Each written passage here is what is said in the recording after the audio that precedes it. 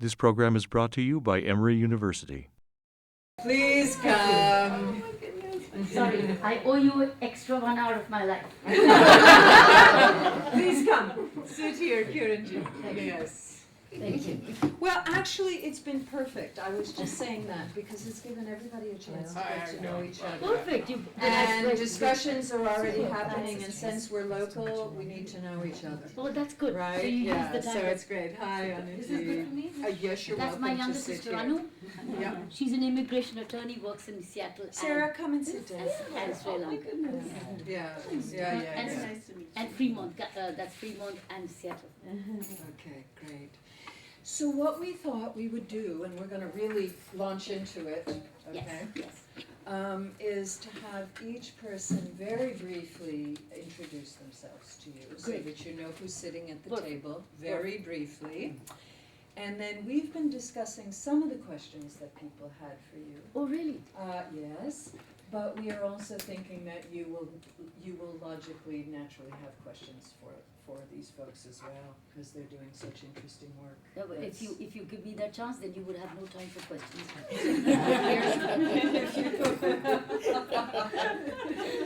So we may have the public talk later.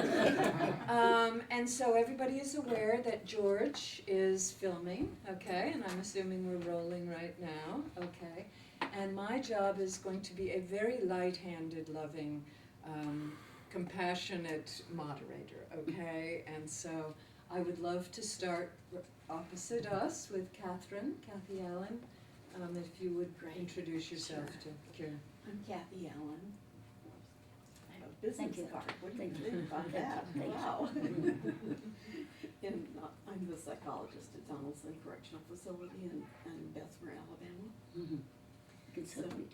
I'm the one who's been helping putting on the courses that we had there, 10 courses we had. The psychologist. Yes. Right. Yes. Mm-hmm. Alexis Chase, and I'm the warden at Emanuel Women's Facility, the newest women's prison in the state of Georgia, which opened on March 21st with a maximum capacity of 560 females, minimum and medium security with 8 years and less to serve. Sarah told me so much about you. Oh, thank you. She used every moment for all your good work. Thank you. Anu. Oh, I'm an attorney who puts people behind bars.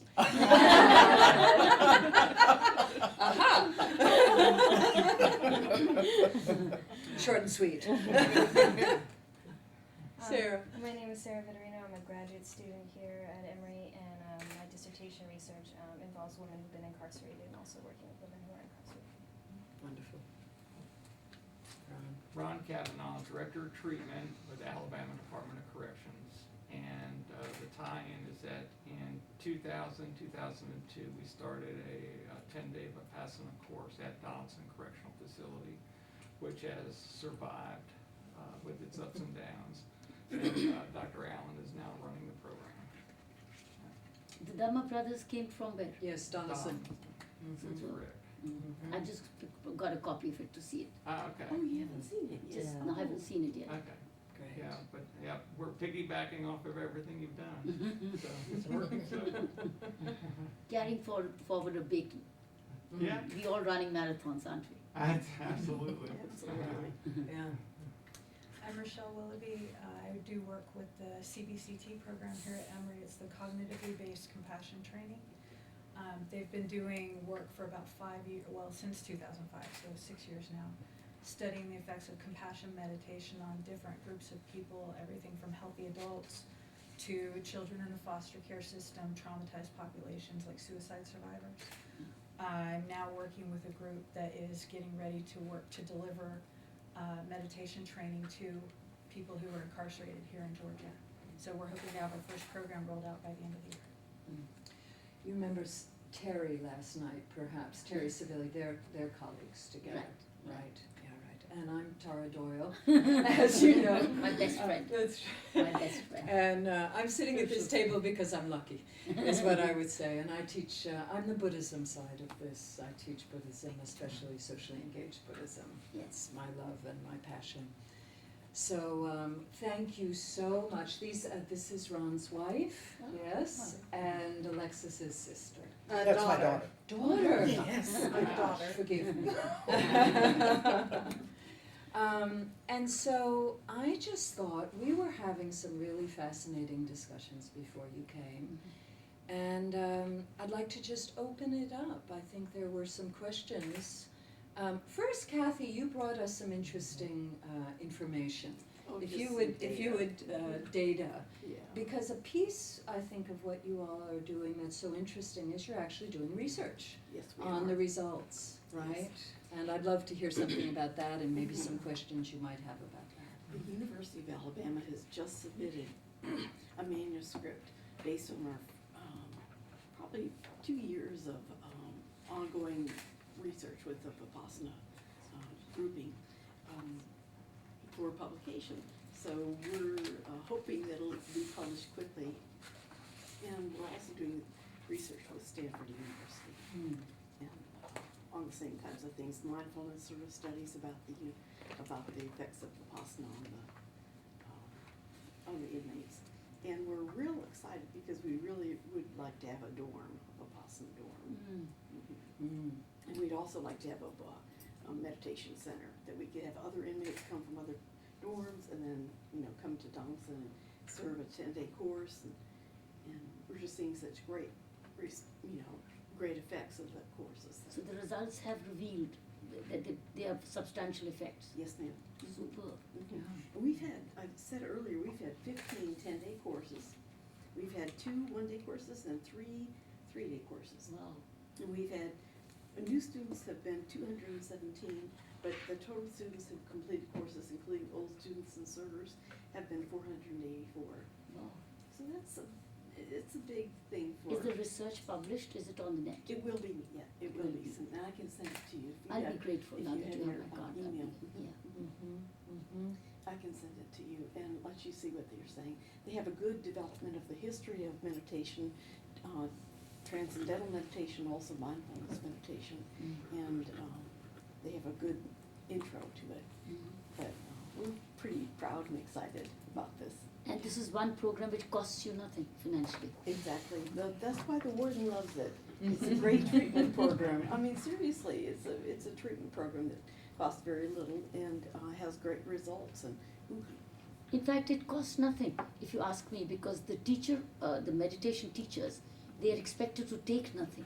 yes, You can't even give them a small gift. no, they're volunteers. Yes, They they're volunteer. volunteers. From the North America Vipassana Prison Yes. Trust.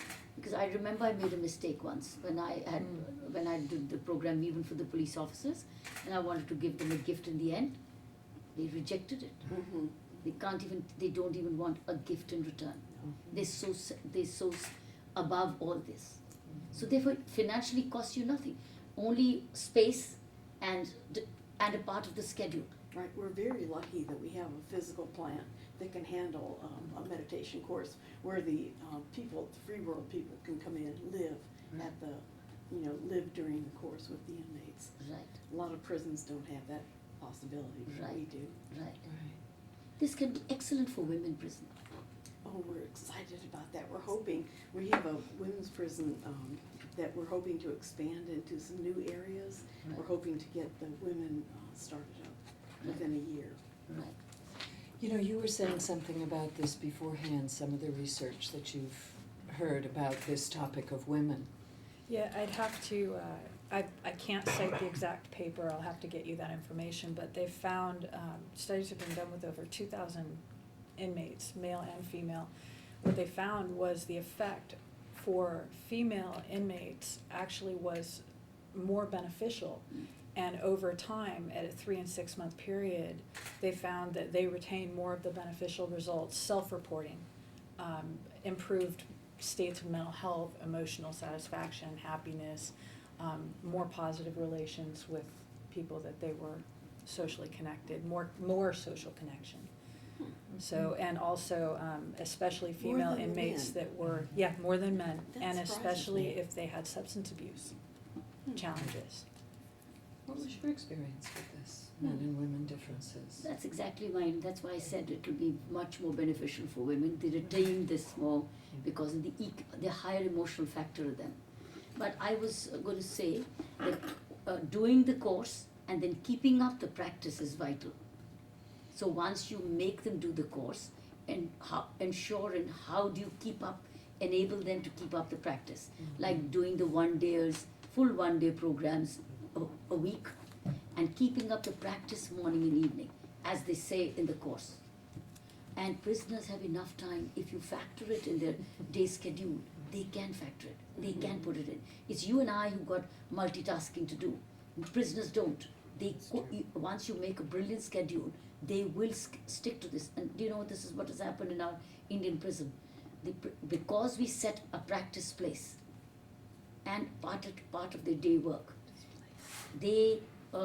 some of them repeated the course. And when they repeated the course many times over, they evolved. And they repeated it so many times that some of them became eligible to become assistant teachers. Really? So the prisoners, You're kidding. the prison system now of the Delhi prison has its own assistant teachers. That's your end goal. Okay. We've got that built into it.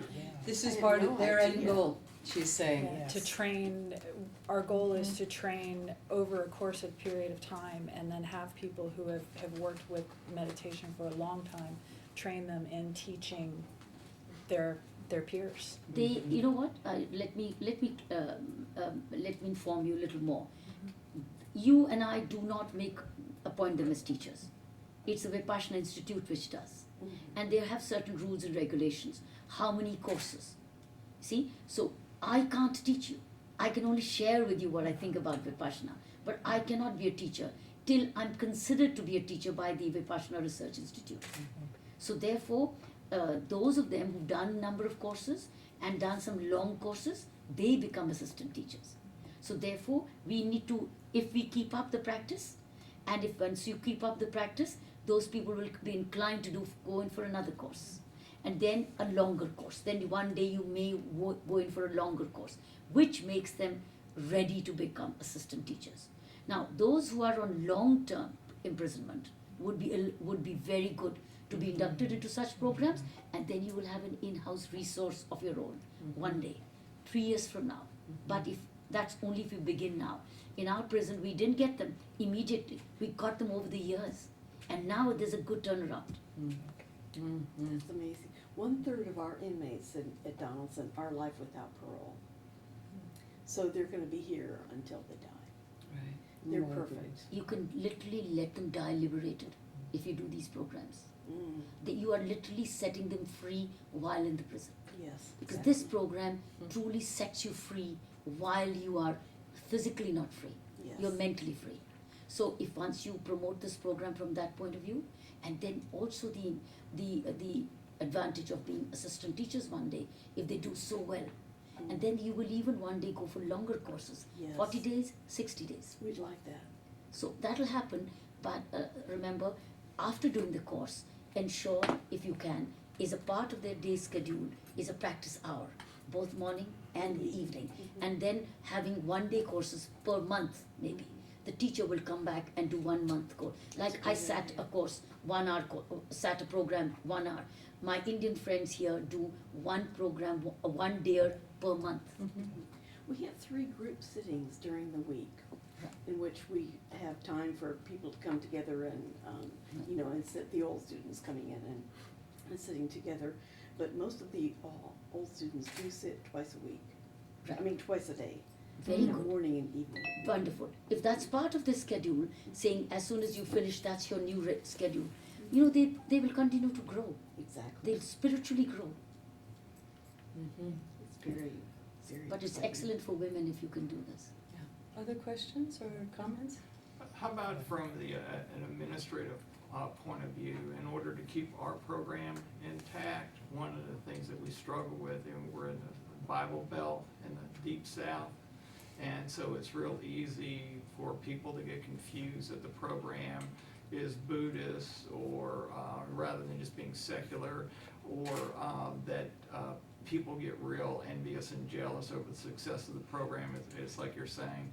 the inmates are actually improving, then that's really not part of their agenda for anybody to get better necessarily, other than just warehousing people. So anytime you see that difference from the norm, all of a sudden it throws everything else into a tizzy or a panic. And it's easy for the administration, a knee-jerk reaction to just want to shut things down. And I'm wondering, how is it that we can better sell it to the administration that in fact this is a viable program without all that baggage of it being a Buddhist or they're constantly fighting with the chaplain service, things like that. So it's just another program, and it just happens to be a very successful program. And As the head of this program has been saying, that this is not a conversion program. Right. It is a program which makes you a better Christian, a better Hindu, a better Muslim, and a better human being. You go back to your practice of reading the Bible, excellent. Go back to read the Quran, excellent. So it does not bar you from carrying on your earlier practices. The choices are yours. But the only thing is that for those 10 days, it is absolutely non-ritualistic. It doesn't even encourage you to read and write. It is so much of inward. But I think the key to the success is some staff members doing it. Right. They become the advocacy, not the prisoners. That's where I had a breakthrough in my Delhi prison. It started with some staff members. And it's staff members, when they did it, they became the advocacy, saying, if we could benefit so much, here are those who are overflowing with so much of negativity would be benefiting the most. So I think that's where it began. Gotcha. That's good. Good information. Have you all had staff members? I know Yes. you both have done courses, Right. but So what if you can about? encourage others to do as well. Right. We've had correctional officers sit the course, and classification people, and drug treatment counselors sit the course, and we're trying to get more officers now to sit the course. But that would probably be That's a good excellent, angle, yeah. right? Very at the good point. institutional Could you level. imagine doing that, getting some of your people? Yes, I could. I'm just sitting here because we are so brand new. This is something that it would be perfect for the setup for Emanuel Women's Facility. But my question, the psychoeducational programming, that's mandated a lot of times by the parole board, that they have to have substance abuse classes, that they have to have motivation for change, cognitive restructuring classes. How can we fit that in so that is equated to the same as a psychoeducational class?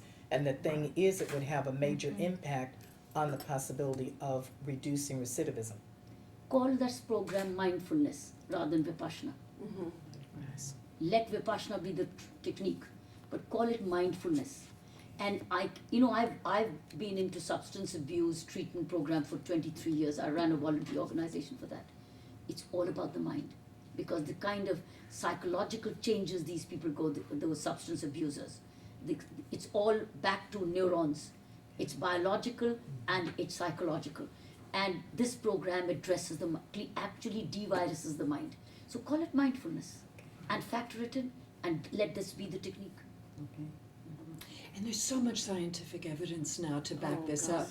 No. You know, and I mean, the people that you're thinking of working with have so much importance, like evidence, and you're working on it now too.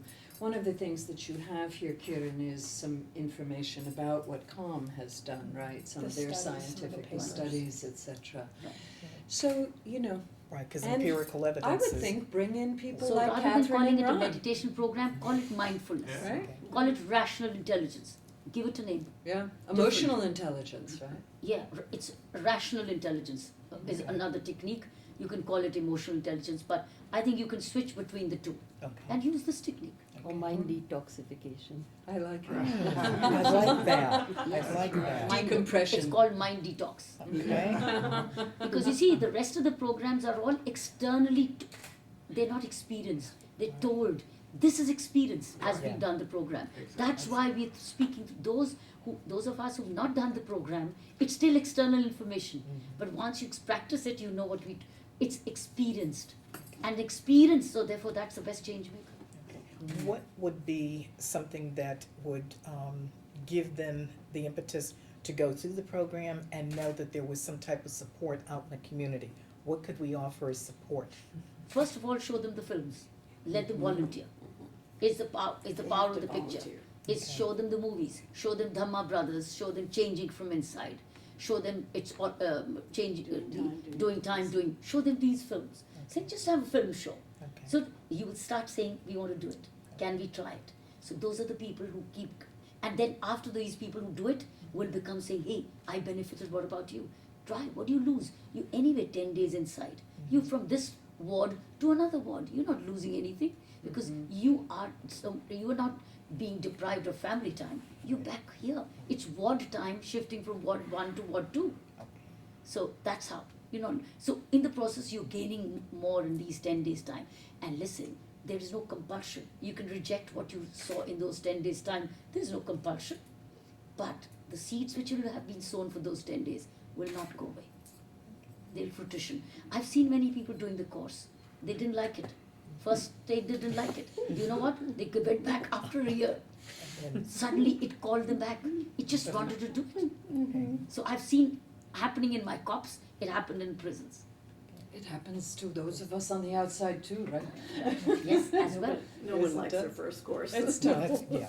No one likes the first 3 days. So Oh, it's right. I can tell you the key to my success in my program was preparing people well. I used to prepare people, saying the first 3 days, don't give up. It's going to be dry. You're not going to see Jesus Christ. You're not going to see Buddha there. And you're not seeing the God Almighty. But first 3 days, hang on. But if you follow this instructions of the teacher, you'll make a breakthrough the 4th day. So everybody, for 3 days. fourth day, the body opened up for them. See? So they suddenly realized, oh, Dr. Bedi had told us first 3 days. And by the 4th day, they're into it. Or by the 5th day. But those who are not prepared, who've not been told the first 3 days will be dry, Okay. that's the time they lose out on the first 3 days and they want to catch up the next 3 days, and it's a lot of loss of time. So key to Vipassana success, to my mind, is making them understand that first 3 days follow the instructions. Be a good student and you'll benefit. And I've noticed anybody who came up and said, thank you for having told us that. Otherwise we would have walked out the 4th day. For sure. Okay, Okay. that's good Yeah. enough. That is. Dr. Bedi, and Alexis, you had mentioned this, the support after Yeah. release. It seems as if, especially here in the US, meditation is offered to typically wealthy communities in typically locations where the income level is high, access to transportation is very plentiful, access even to just all of the support that they would need there. People are able to take off work if they're higher income. However, it seems like the people who are incarcerated, they don't fit that mold. So what would you suggest for these people who are going through these programs and then being released? Like you said, 8 years is the longest term. And they're coming back into their community, they're coming back into all the stressors, the same family situation, the same gangs, connections, Yeah. everything Yeah. that Same drugs. contributed to their bad decision making. And rural communities. Right. You know what? This is the first time a brilliant question of this kind is being asked, and that sets me thinking even for back home, which we didn't think all this while. But this is, see, a new need which has emerged, which means you need post-release meditators group. So that means there is a need for formation of a post-release meditators group. It's like the Narcotics Anonymous or the Alcoholics Anonymous, but you now need a post-release meditators group, which is not the need which has been expressed in New Delhi or elsewhere. Why? Because they know where to go. In India, they know where to go. Right? And the family also takes them back, and the community is very supporting culturally. Here, they may feel very isolated and abandoned. That means they need to band together as meditators and become a support group to each other. And I can tell you, once they do that, the Vipassana Institute may lend a helping hand. And number two, nothing stops them from going for that course in that meditators, enrolling, nothing stops them. They just have to go to the website and enroll themselves as meditators. And there's no cost for that. Only thing is they have to reach that center. After that, the food is free and everything's free. But it's such a course that in the end, you don't want to walk out free. You want to leave a contribution for the food you ate, because you are eating out of the cost somebody else paid for. So you want to leave at least that cost so that the program goes on. But there is nothing being asked for. So that means the meditators can be told that here are the following centers. If you want to continue and need to link, go and do your next course by going to the website and enrolling yourself, and they will become part of that community. But still, it's good if you can start creating a database where you create a meditators group so that they can go link with each other, because they would get to understand each other better. We haven't heard from you, Sarah, who's dealing with resiliency both inside and outside of prisons. So how does this relate, and what question might you have? Well, I was wondering, in addition to meditation, what other sorts of strategies have you come across that have been helpful for women? I know that I had gone to Emanuel Women's Facility a few weeks ago with a group of people, and we did various presentations. My particular presentation was about some of the findings of my own research, and that included a lot of kind of personal resilience strategies and how to deal with difficult times. In addition to kind of seeking out social supports. And what I found is that a lot of the ways in which women employ these kind of strategies are through the Christian faith. A lot of the programming within the prisons, as you mentioned, are faith-based programs, and reentry programs are oftentimes Christian faith-based as well.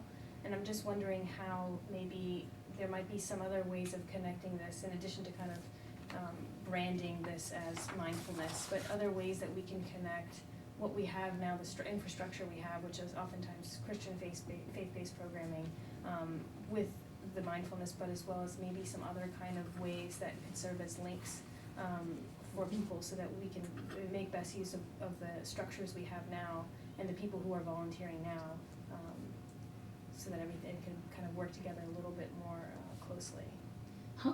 Do you allow a lot of non-profit organizations, individuals and volunteers with security clearance and credible people coming into the prison? Yes. We do. Excellent. And if that comes, I don't know if you've seen this book. No. This is my American edition book, which Sarah got it from Amazon. Yeah. This is the book which has a chapter on, it tells you shares with you lots of other things which I did. So this is one. But secondly, what is important is where it worked exceedingly well for me and made the prison management task also easier was how do they remain occupied? I never gave them free time, but I engaged them in interesting things which they themselves got attracted to. So there was a schedule. It's not a boot camp concept, but it's a managed day concept where they started with the yoga therapies, and they started with classes, and they started with vocational skills, and then they had a spiritual discourse or an entertainment in the evening, and they had a sport. So it was like absolutely a well-managed day, the way we did when we were growing up. We exactly knew, now it's school time, it's a play time, it's a study time, and it's family time, and now it's a sleep time, something like that. Or it's a fitness time. So this is what I had done in the prison. Now, all those things required resources. And as I explained, I did not go to the government asking for finance, because then by the time the finance had come, if it had come, I would have been out of the system, because I would have run out of my tenure. So I didn't want to wait that long, because people's time can't wait. So I brought in everything through the non-profit organizations and volunteers. So even the management of, supposing there's a Christmas time, or there's Easter, or there's another event you want to celebrate, I linked it with non-profit organizations who came and helped them put it up. See, so I even had a fashion show inside the prison. So when they were learning to design clothes, they designed the clothes, and we had a fashion show. So the point is, it's opening up the world within that small world. So see how can you, and you know what? I've noticed every prisoner comes into the prison culture. And the prison culture is already predetermined. Yeah. A prisoner does not come and change the culture. Prisoner comes into the time schedule. So if you already have a culture, the prisoner fits into it. But if you don't have one, then to change them later is very tough. So first effort is move towards a culture. So that, after all, nobody stays forever. So if you can develop a culture, it will be great. That's called time management. That's why this program would fit so perfectly, because we opened without them coming in the first week. They started coming in the second week. So while they were retrofitting the infrastructure, all of that's going on with building and reshaping the facility, and they're still coming in, and we didn't have programs for them. That's it. Do you have a So we're shaping the space in culture. the prison where you could do things like contemplative practice? Oh, definitely. We have a multi-purpose area, and we also have a programs building that has two sides. In fact, that's the side that Ms. Vitorino and her fellow associates utilized when they came and they did the program that Saturday. There were 61 women that participated, and I have to say this, those 61 women apparently went and told everybody else, and I have a stack like this that want to participate in the next. And it was a very positive image, and all 61 of those women attend all of the faith-based programs, because I've been keeping a little watch. Even Friday night when I went, I started counting. They're still going to all of the faith-based, and they are starting to internally work on themselves. But they really appreciated that, and the fact that it came from 4 young ladies with our median age being 30 to 39 is perfect. Another thing, you talked about these younger women, which again helped me, because I'm only sharing with you practices which worked for me at no cost basis. I tapped the talent of each one. It was a talent hunt within. You see, they've come with an aberration of committing a crime, which is to be judged already. But they also have a talent. So how do they give the talent? How do they share talent? Somebody's a singer, somebody's a dancer, somebody's a painter, each one comes with a skill. So we used to have a skills declaration workshop. Say, I have this, I have. So we're not talking about crimes, we're talking about your skill. So you see, the positive side of them was now resurfacing. And then we brought in who can share and teach what. Means creating a resource of your own. So you don't only have to depend on external resource. There is an internal resource. 10,000 prisoners in my prison. Many of them came with writing a thumb impression. They could not write. Nobody left with a thumb impression. Teachers came from within. Prisoners became teachers. Because when I found out the graduate teachers, say here's a teacher lab. Would you like to be a teacher? Of course everybody wanted a lab. So teacher. Suddenly it's a teacher, not a robber. See, it's a teacher. I knew the guy was a robber. But the world now is a teacher. So he walked like a teacher. He talked like a teacher.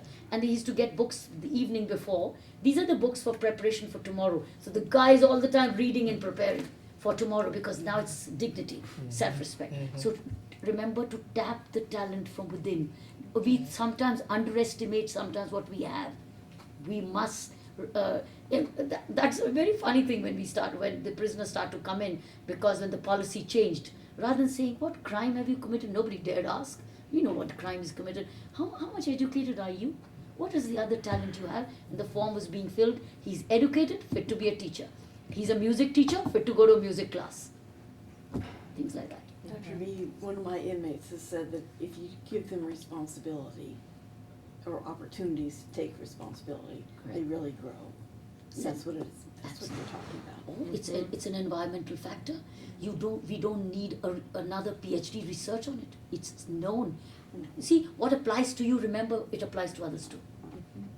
While PhD will close the issue, the research will close the issue, will establish, but why wait till data? The point is, this is exactly what I'm saying. While you do need research, but the prisoners are there with you for time. Please don't let it slip. Waiting for data. Right. Data is probably going to establish what you're saying, but go by your hunch and put in these practices. Right. Imagine if 2 years I'd waited for data, I would have ended up with nothing. So I went by my hunch. That what's wrong if I say educate? What's wrong if I ask for talent? What's wrong if I put them in class of music? What's wrong if I make a teacher an educator? What's wrong? Nothing. Till the data establishes that what I'm doing is the right thing. So I think you may have to take these management decisions. We do like to have the data though, to provide for other people outside Absolutely. to understand that this is evidence-based treatment. This is America. Yeah, and I'm proud that we're getting to do that. It's not slowed us down or anything like that. It I hasn't think one of the prevented us. first things you said to me in the car was you recognize it's more bureaucratic here, perhaps. There's less freedom. There aren't as many loopholes that you can kind of manipulate. I mean, is that the feeling you all are getting? Is that... In Yeah. India, But I it's mean, much more I think it's bureaucratic. Well, exactly- bureaucratic, yes, but there's many more loopholes within that bureaucracy, right? Yeah, it's tremendously bureaucratic. But I mean, I think it's exactly what you're saying. Like in our situation, if we would have waited for approval, it would never happen. You No, simply have to no. do it. We have to That's take all that. I'm And saying. then Okay. let the chips fall where they may, and then the research catches up with you, Yes. the officers going through the Good. courses catch up with you, the inmates who actually complete the course and start practicing the lifestyles catch up with you. And then the proof shows itself, and then all the other things. But you actually do have to take the initiative. It's like what I try to explain to the professors that come in and do some of the research that are waiting on funding. I said, if you're waiting on funding to write this paper, it's never gonna get written. I said, let's just go ahead and do it. And to them, it gets back to the bureaucracy. It's like, well, I can't get started until I have the IRB approval for the funding. And it's just like, well, we'll be here and we'll start doing this. But that's exactly right. And it really then gets into the whole correctional environment or culture where you have to overcome the inertia and you have to overcome the resistance of that change to be able to say, no, we're gonna do this program. And then that's the only way to get it started, at least in our system, is to start doing it. You see, if you notice, some management practices cost you nothing. It's your own attitude. Right. So while I have great respect for PhD, I'm a PhD myself.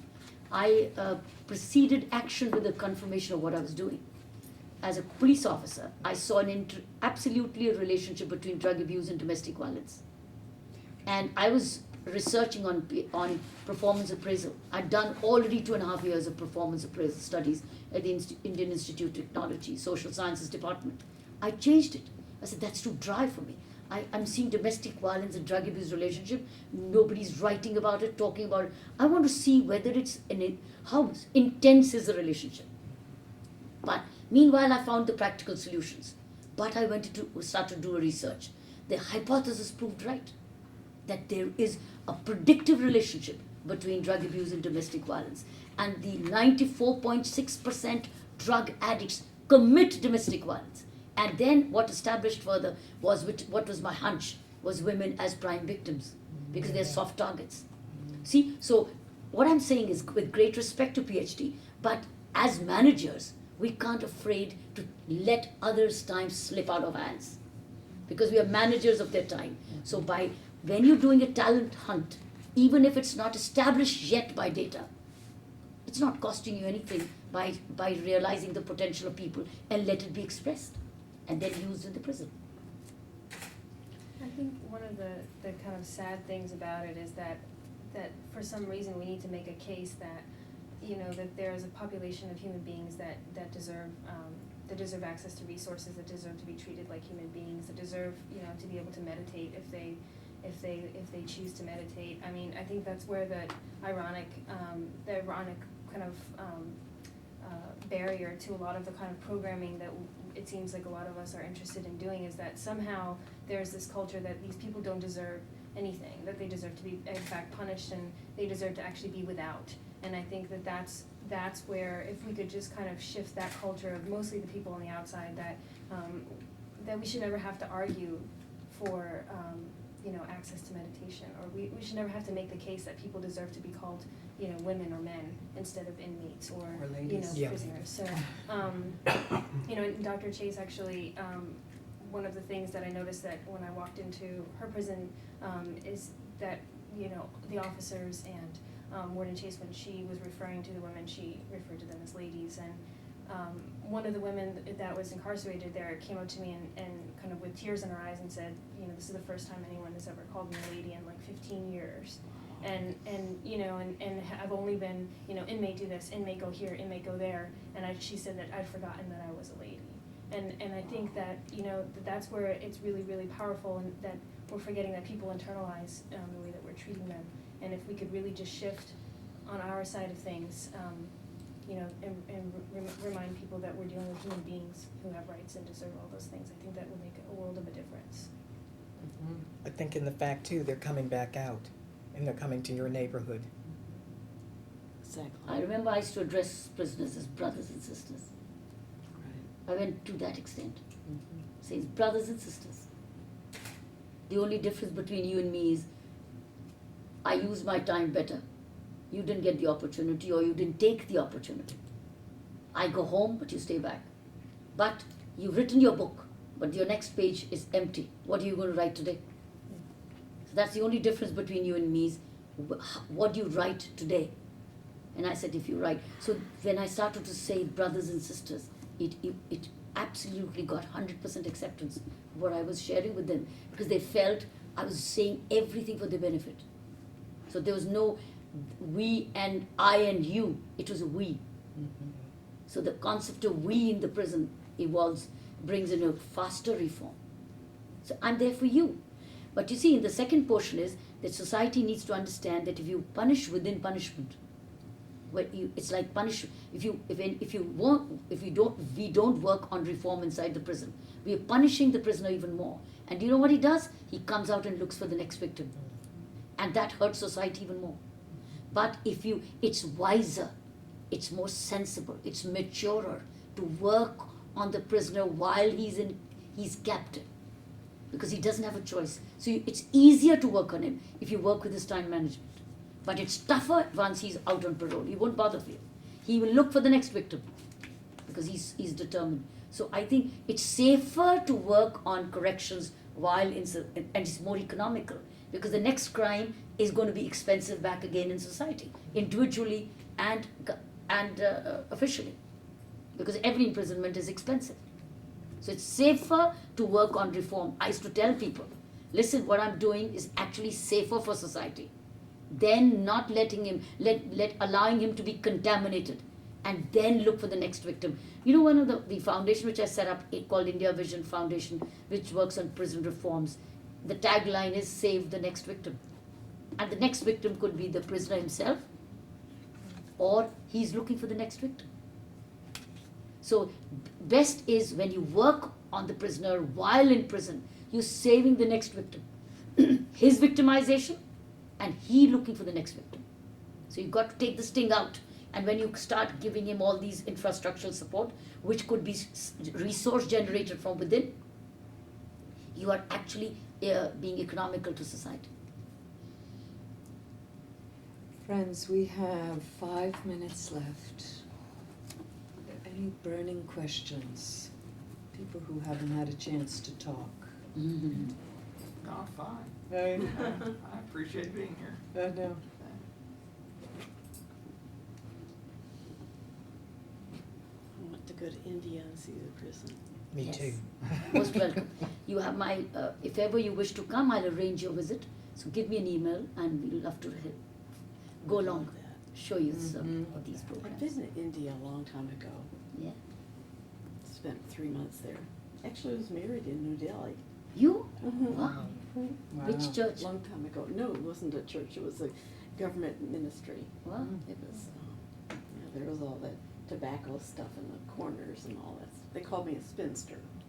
I was 21, I think. Old lady. Yeah. Well, you know, this idea of how nice it would be to go to India makes me just think the resources, just the local resources, how wonderful to have Dr. Bedi come. But, you know, the people sitting at this table to be helpful to each other is also remarkable. And that was why I was hoping to get all these people in the same room with you, is just because Sarah said, oh, you know, Warden Chase needs to meet Ron Cavanaugh, right? It's sort of, it's true, right? Right. Compare notes. Yes. Absolutely. No, currently I'm a resource to the Indian prison. I run the playway school inside the prison. with the children of Oh, women. with the children. Yes, I run a kindergarten inside the prison. And then I work with these children when they're more than 4 years of age and put them in residential schools.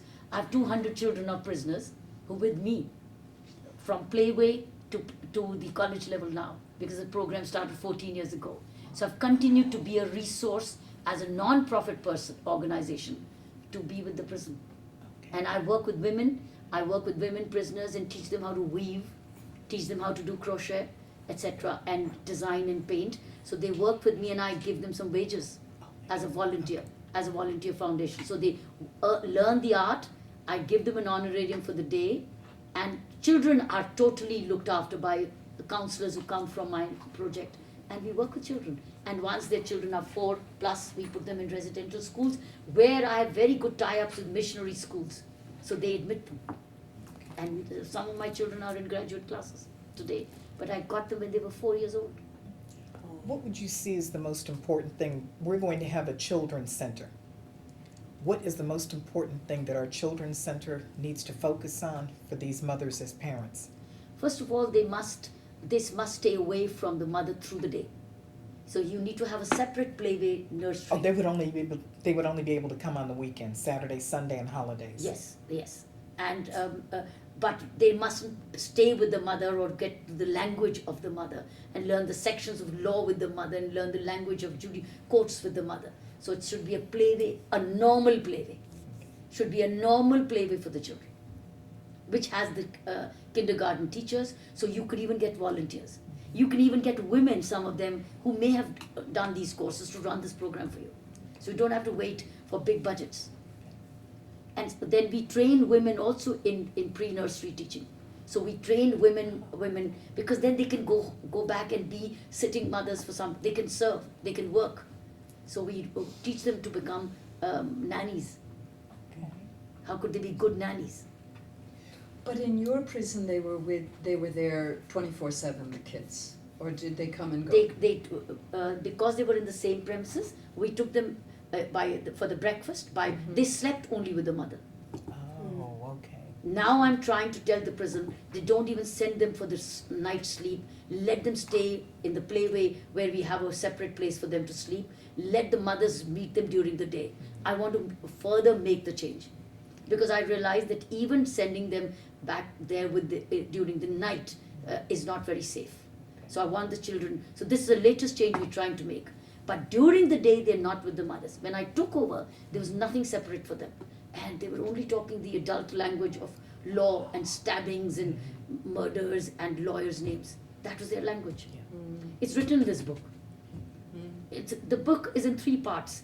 The first part is what I saw when I entered the prison. Second is what did I do with what I saw. And the third part is what emerged. How long did it take you to make the major change from the time that you initially went in? First 6 months. After 6 months, it has started to turn around. It's pretty fast. Okay, that is. Gosh. And that explains I you could say the that. speed at which, and the holistic way which I did. Yeah, okay. It was very holistic. Okay. And the key is internal management. How did I drive the internal management? How did I communitize the prison? And there was not a penny spent. It was all human resource generation. Because I would have not got a penny support from government. But the prison manual allowed me to do what I did. Okay. It allowed me to get a visitor, allow me to get a service like this. It did not bar it. And secondly, what was silent in the rules was given by the Supreme Court judgments. The Supreme Court judgments was saying the prison should be doing the following. And a judgment by the Supreme Court is law. Law. So I followed the judgments of the Supreme Court and I followed the rules and interpreted them positively. Others were interpreting them negatively. That's where the change was.